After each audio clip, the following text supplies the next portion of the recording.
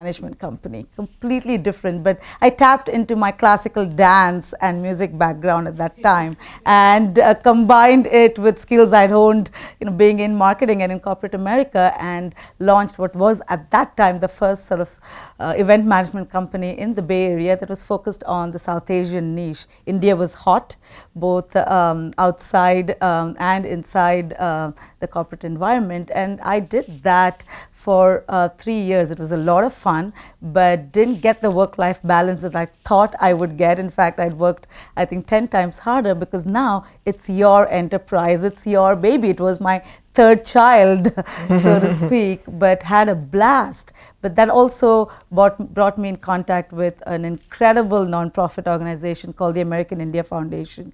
I did a lot of strategy and fundraising work for them as a consultant first, and then got invited by the board to come and lead the West Coast. Did that for about 2.5 years, did a lot of very interesting programs.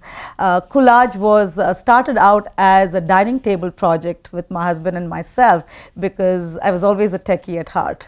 So we were discussing this concept, and we started to play around with the idea, and it got to a point where it started to look very serious as a concept, and we were saying, well, we probably need to have somebody run this full time.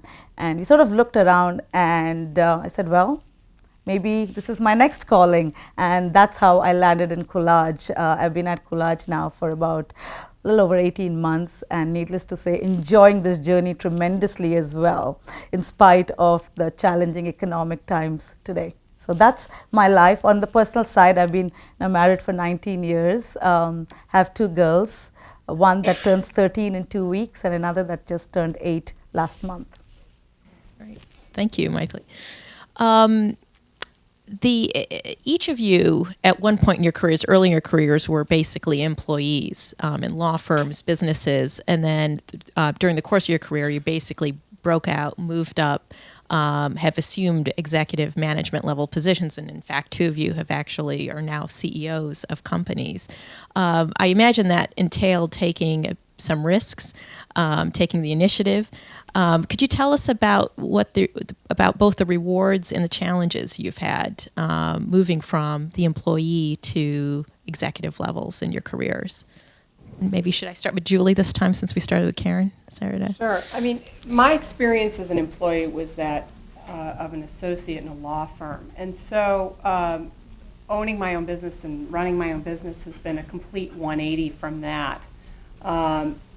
With regard to some of the rewards, I feel that for me, I have a very clear value system, and when I'm in an environment where that value system isn't aligned with mine, I have trouble being happy in an environment, in that environment. So the law firm environment didn't work for me. I was in another recruiting firm before I started my own, and the value systems weren't aligned, and I wasn't happy. So for me, one of the greatest rewards of being able to run my own business is to be able to structure the company in the value system that I think is important and run it accordingly. Having that type of control is something that I need to have in order to be happy. I set very, very high standards for myself and for my employees, and also with regard to the companies and the law firms who I serve.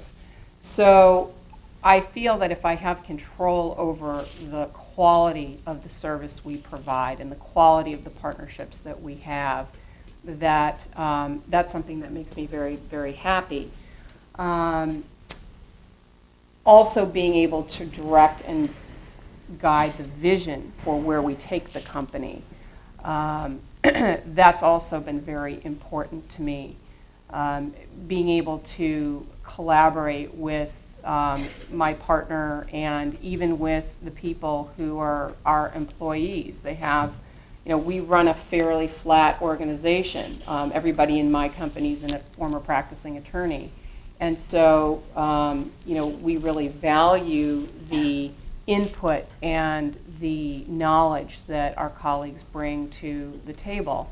And so while we're not a consensus-driven organization, we are very collaborative. And I feel that because I'm the CEO, I can have more control over the culture and the environment than when I'm an employee. The downsides for me, which I mentioned a little bit earlier, are the administrative tasks involved in running your own business, dealing with workers' comp, dealing with picking what health insurance. Those are tasks that I don't like to do, and that take me away from what I have more passion for doing, which is recruiting and consulting.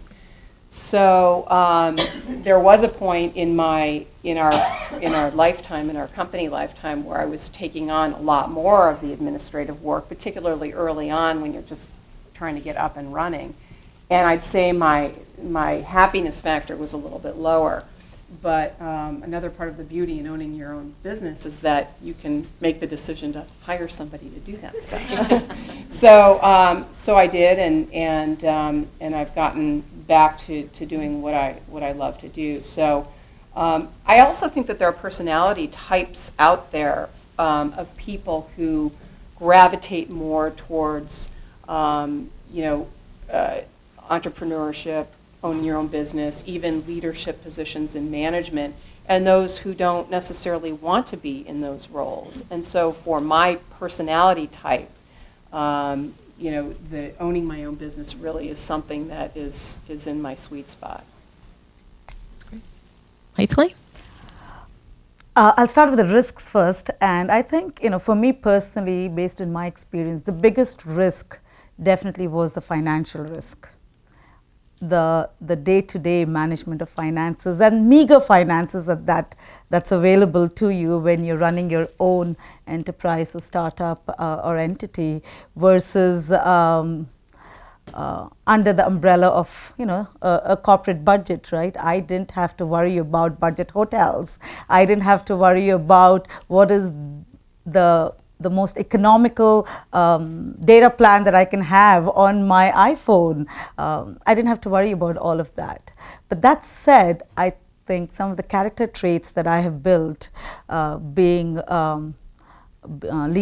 leading a startup or even an event management company are one that I'll cherish forever. I think it's made me a much stronger person. It's made me an incredibly resilient person, but leadership skills as well. I think I honed far stronger leadership skills being in my startup and my own company than ones that I honed when I was in corporate America.